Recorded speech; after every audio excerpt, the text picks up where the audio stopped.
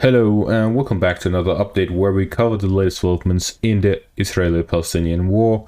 We start out in the northern parts where the Israeli forces launched a spearhead into Gaza City, where they managed to reach the Indonesian hospital here in the northern parts outside of Gaza City in the Jabalia camp area. So we see that the Israeli forces have managed to break through the Palestinian areas here in the north and gone around the Beit Hanun area, which they haven't fully captured yet.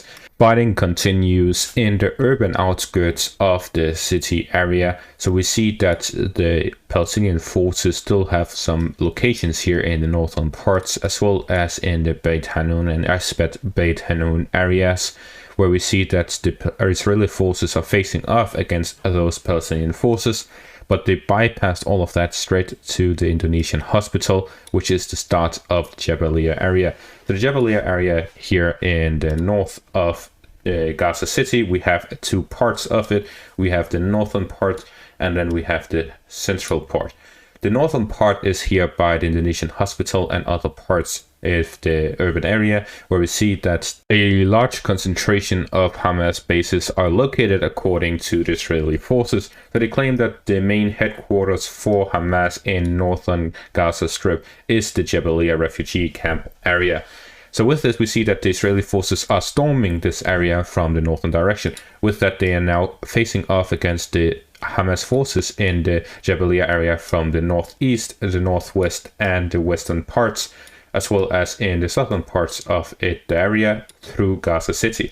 So with this, we see that there's a heavy focus on the Jabalia area, which is clearly the main target.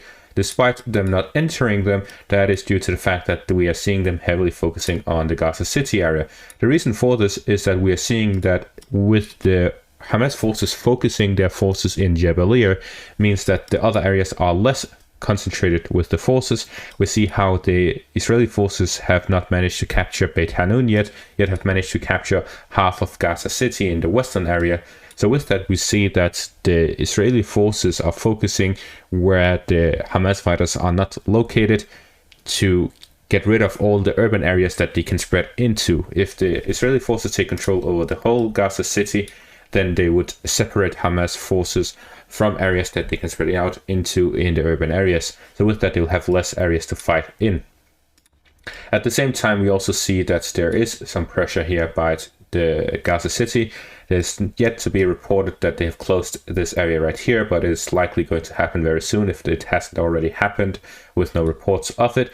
But this is because we see that there is hardly any possibility of Hamas fighters having any large concentration of forces in this area. Although we do see that with the Hamas fighters' use of tunnels, they are likely to be located in areas under Israeli control, because although the Israeli forces have captured these areas, they do not have full control over them, as they haven't located all of the tunnels yet.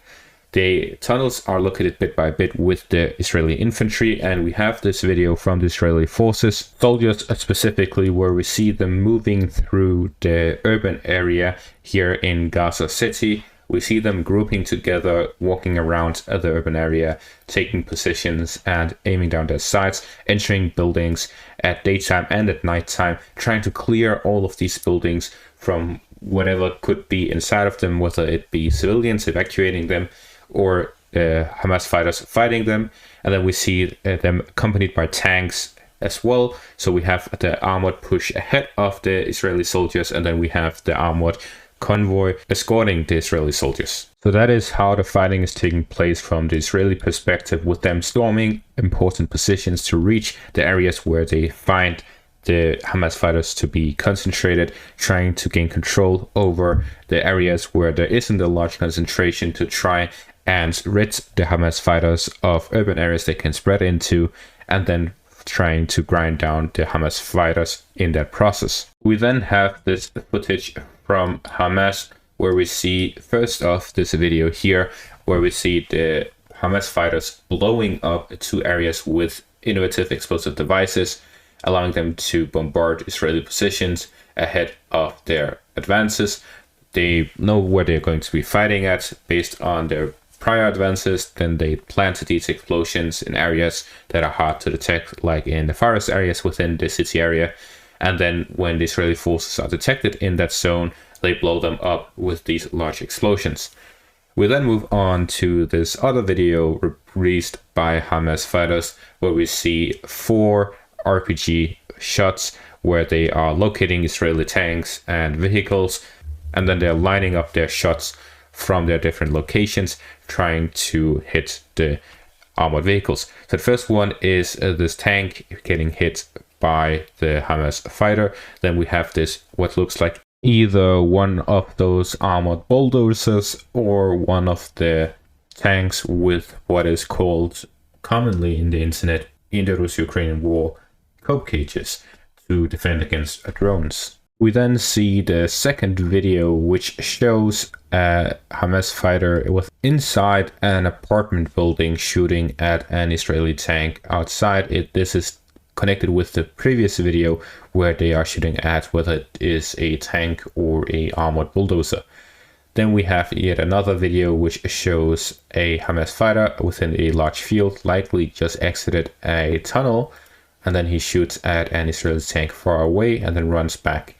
And then we have this final video, which is yet another Hamas fighter going out on a field, shooting an Israeli tank and then running away.